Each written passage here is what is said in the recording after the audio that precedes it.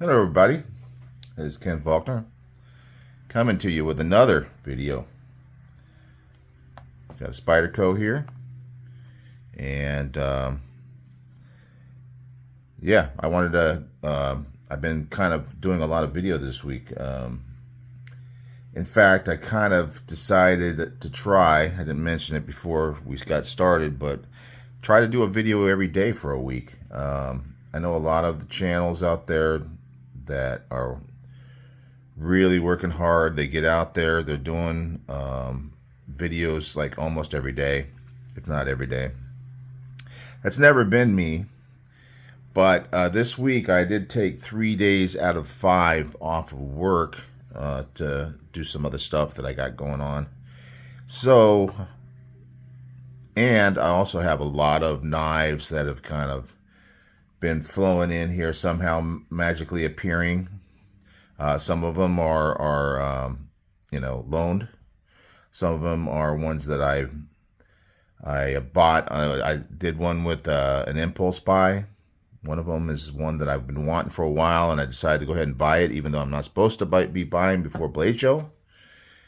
Some of them are ones that went up for sale from other channels on YouTube, and a lot of times people will do that in channels to raise money for various reasons. Could be any number of things.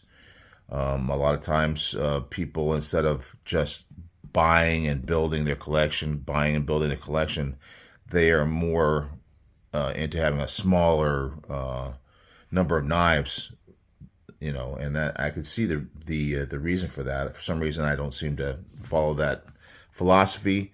I tend to just collect and build up more and more, buy a new case when I fill that last one up. That's what I do.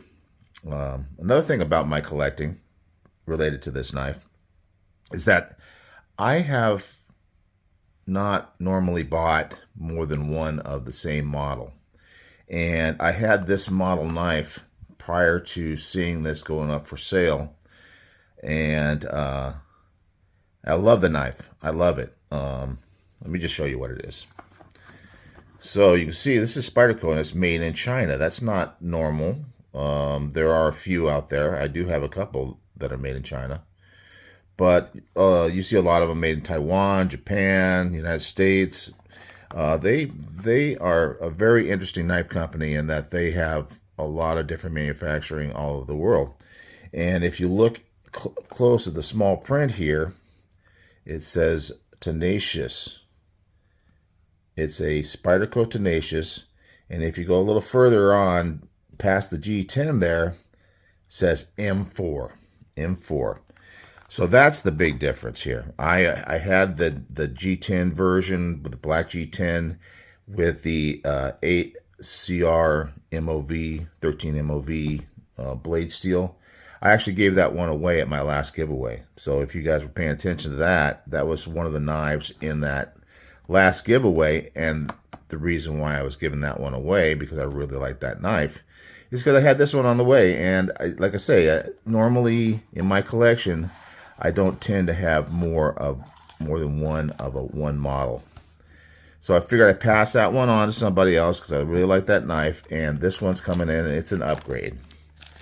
And this is how it came to me in the box and everything. It's very nice. It came from, like I said, another channel. I found that when I buy knives from other channels, they tend to be well taken care of, and they're in good shape when they get to me. And a lot of times you end up with a box and everything. So sometimes it's not the case. But in this case, I did get the box and everything. This is more of the, I guess it's a tan color G10. And action on it seems maybe a little bit better than the old one that I had. So this one is an upgraded steel, M4. And I don't know for sure, but it seems like they may have upgraded a little bit of quality on the knife itself. Even though I did like the old knife, this one does seem to have a little bit better action.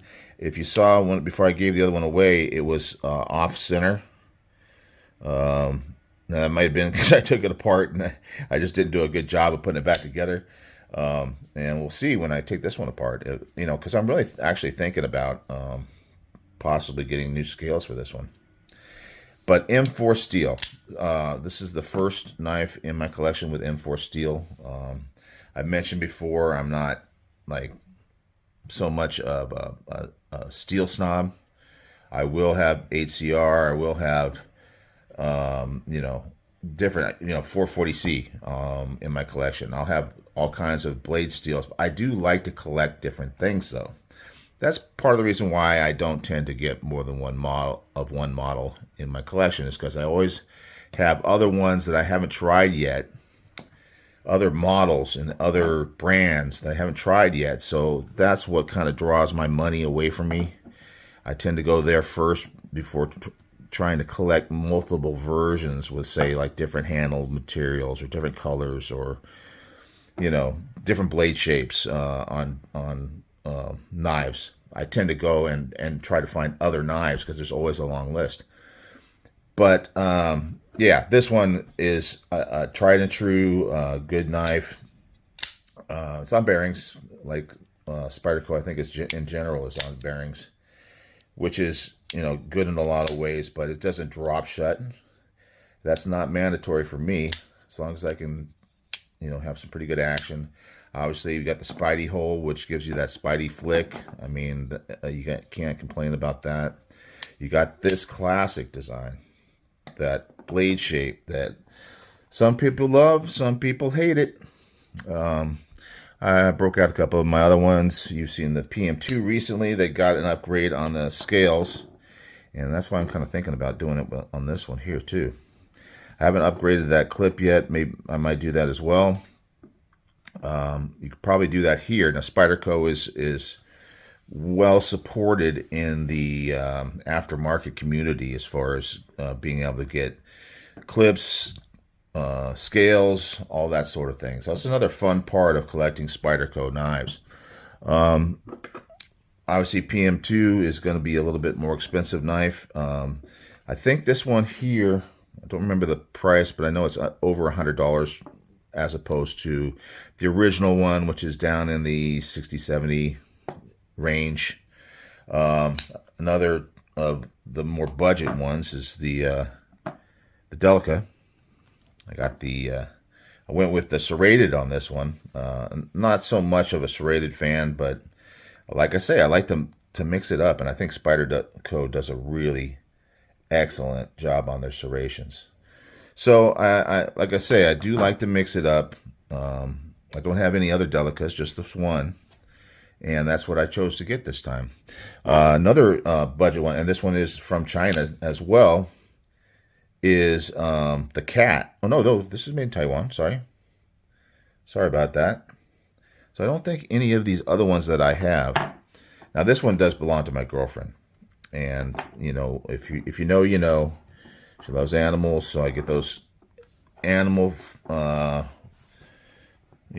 related knives, even though it doesn't look like a cat or anything like that. And I like the Poachy. She also has the Poachy that looks like a dog, very cute, but it is the Cat, so that kind of made it more interesting for her. So that's Taiwan. This one is Seki City, Japan. This one here is Golden, Colorado, USA, Earth. So we get a nice, group of knives, different knives, same company, from different places in the world. And they're all good quality. So clearly Spyderco does follow up with their manufacturers wherever they're making them, and they do good QC on them. So anyway, so get these guys out of the way. This M4 steel, like I say, I'm not like somebody who sharpens the knife, and I could tell you a whole lot about the sharpening and I haven't sharpened this one yet, but it really cuts very, very well. It may just be because it's got that classic Spyderco blade geometry with that flat coming from the top, coming down, tapering out to the tip. It's just a really great designed for cutting. We might as well, since we are using an old Spyderco catalog. Look at that. There's the Delica right there, right? The Delica 4 with the serrations. So we're going to cut that paper with this Tenacious. I don't know. Is that cannibalism? I don't know. Look at that. This thing just cuts really well. Now, it may be that the person that I bought this knife from is known for loving sharp edges. So it may be just because this is his sharpening. But it just cuts so well. And, with the bit that I've cut, I haven't seen any slowing down of this edge. It is just doing the job. This is a liner lock knife as opposed to a back lock or the compression lock on the PM2. This one also is a liner lock. Liner lock knives are great. I mean, I really, it does have the advantage of not having a lock bar that you have to worry about putting pressure on when you're going to flick it out. It's got great detent on it. It tends to lock up really well. We can kind of spine whack it with a lot of confidence. It's got a good lockup on it. We're talking maybe like a 50% lockup on it. Works well. No lock stick, no nothing. Good size. It's always been a good size knife. I could get my whole hand on there, and the blade has a decent length to it. I'm thinking maybe 3 1/4. I'm not always the best judge of this stuff. Yeah, I got it about right, about 3 1/4, and it's got that 4-inch handle, which is kind of what I'm aiming for. So yeah, it's a great size. Definitely in the base HCR 13MOV, it is a great value on the price. And I think with this M4, even somewhere in the lower 100 range. I don't know how available these are. I didn't try to shop it, but I still think it's a great value. I mean, it's an excellent cutting knife. It's just very solid design. So anyway, guys, this is more that walk of shame, the falling off the wagon thing. This was bought a little bit earlier. I've had this one for a while, but still, these are knives that are finding their way into boxes and coming to my door step, and I really got to slow down. But we've talked about that already, and that's what it is. Spyderco, Tenacious, really good knife. I recommend it. If you don't have a lot of money to spend on a knife, but you want something really good, you want something that cuts, I would definitely recommend it. HCR is an okay steel. It's definitely going to be easier to sharpen. So if you want to practice sharpening a knife, it's a good one for that. So that's it, guys. Day number 7. Starting last Saturday, I started posting every day.